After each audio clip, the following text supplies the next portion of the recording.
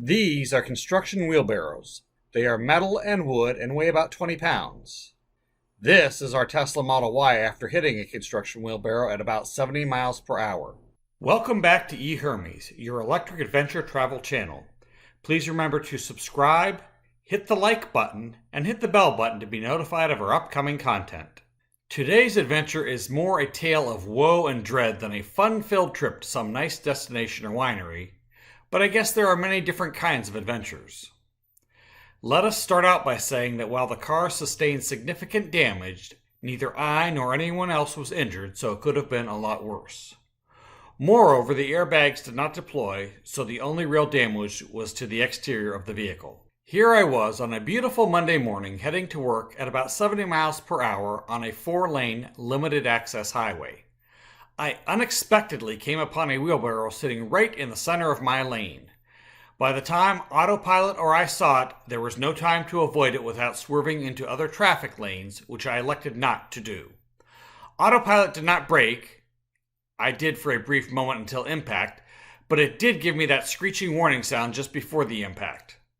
After striking the object, I pulled off to the side of the road, and a good citizen behind me pulled off as well, asking if I was okay, which I was.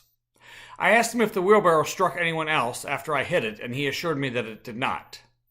Unfortunately, I did not hit the horn or think to push the camera icon on the screen to save the video footage, so I do not have actual footage of the impact or its aftermath. After checking out the car briefly, I got back in and drove to the first median crossover. Just as I was about to make a legally questionable U-turn, a police officer from the opposite direction pulled into it. I got out and told him what had happened, and he told me that it had been reported and he was on his way to look for it. I told him that I had found it for him, and he said that the highway department would pick it up and that I could make the U-turn, so I headed back home, parked the Tesla, jumped into my F-150, and continued my day. Fun fact. As you can see, the air dam was left hanging. When driving, that flipped downward and dragged along the pavement. I came upon a previously deceased skunk and the air dam dragged across it, so I got a little extra odor to go along with the damage. I called my insurance agent and later used the Tesla app to contact Tesla service. I told them that the vehicle was still drivable, and they told me the next available service appointment was 4 weeks away. I made an appointment. When I got home from work, I intended to duct tape or wire up the dragging air dam and keep driving it until the service date. Sure, range would suffer due to the reduced aerodynamics, but I could live with that. Then I saw the blue-green puddle. I hoped it was windshield washer fluid. It was not. After rubbing it between my fingers and smelling it, I knew it was coolant, battery coolant. Now I called Tesla Roadside Assistance and told them about my problem, including the leaking coolant. They said I could try to drive it to the service center, about 35 miles away, and that the car would not be further damaged if the cooling system failed, but the car would warn me and eventually shut down. I decided I did not want to be on the side of the road anymore that day, so I scheduled a tow.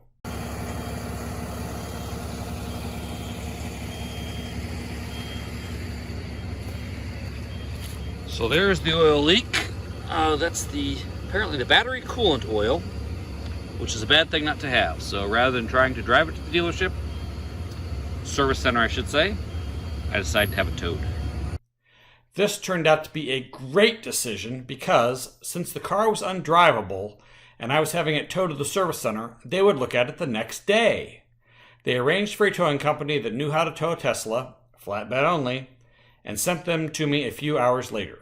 Because the car would still run, although by then I was getting a coolant warning message, the operator was able to drive it right up the flatbed and strap the wheels down.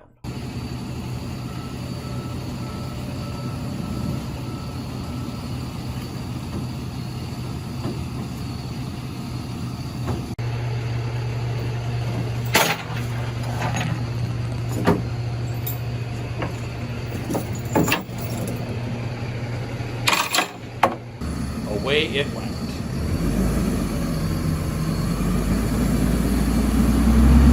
Because I am fortunate to live so close to a Tesla service center, I decided to drive to it the next morning to make sure Lotus Blossom arrived and see what I could find out. When I approached the service desk, I explained who I was, and the service writer yelled back, "Hey, the wheelbarrow guy's here." Well, They really hadn't looked at it in detail, but told me it might take a week or two to get the parts I needed, which was much better than I feared. However, they told me that if the coolant line broke off where it goes into the battery pack, they would have to replace the battery pack, and that could be months. It was unlikely this would be the case, and in fact it was not. The radiator was simply punctured.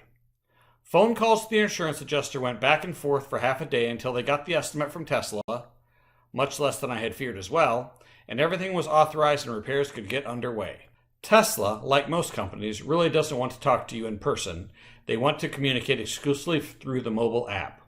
I understand the efficiencies, I really do. But I am old and I like talking to real people, so I am sure I annoyed the heck out of the service center, but they never showed it. There was some confusion about authorizing the repairs. I had, but apparently the insurance company had not. And it took several phone calls and another visit to make sure the insurance company and I both authorized the work. Strangely, after authorizing the work, I never got to see the estimate again until the insurance adjuster sent it to me. This was just the beginning of my difficulties using the Tesla app to track the repair progress. I do not know if my technician just didn't read any of my messages or if there was a glitch in the app, but I could never get the repair estimate on the app. I could never see it after I had approved the emailed version, and I never got updated notes on what was going on. I was able to see the expected completion date, and the service center did keep that well updated as issues arose, but they never sent me any notes telling me why dates kept changing. With phone calls and visits, I was able to find out that there was a short delay getting the new radiator, and a 1-day delay in completing the hood installation, but other than the dates changing on the app, the only way I was able to get the reasons why were through phone calls or visits. While I understand that these calls and visits take time away from other things, if they don't update the notes on the app, it really doesn't do that much good unless you're someone who just takes changes in expected deliveries without questioning them. I am not that guy. Again, it seems as though my technician just was not a good communicator because whenever I called or visited, the people I talked to always seemed surprised that the information was not available in the app. Whatever the technician may have lacked in communication, he made up for in workmanship. The car came back as good as new. The hood gap may even be better than new. They even refilled the washer fluid, which I had been getting notifications that it was low. It was ready for me to pick up after work, and they left me a code for me to use as a temporary pin for my phone to activate the car. It was a simple process. I then took Lotus Blossom back to Nathan's Automotive to have paint protection film and ceramic coat applied to the new hood and other parts, and also had the windshield and front door windows tinted. So now it is better than new. All in all, the repair experience was better than I expected. With the ongoing supply chain issues across all industries, I was pleasantly surprised with the timely availability of the needed parts.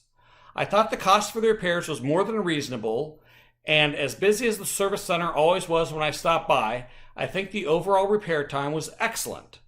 My perception is that Tesla has a bad reputation for service and repairs, but at least the Cleveland Service Center is timely and has good workmanship, so I was more than satisfied. The only thing that could have been better would have been a better experience with the app. To sum up, my overall Tesla service experience was outstanding. While the mobile app was somewhat disappointing, I cannot say enough about the people at the Cleveland Service Center. The technician did excellent work, and the service writers were more than patient and helpful with my phone calls and visits. Overall, I am very satisfied. We hope that you have enjoyed this video on Tesla service. If you did, please like this video, and as always, subscribe and hit the bell button to be notified of our upcoming content. Thank you.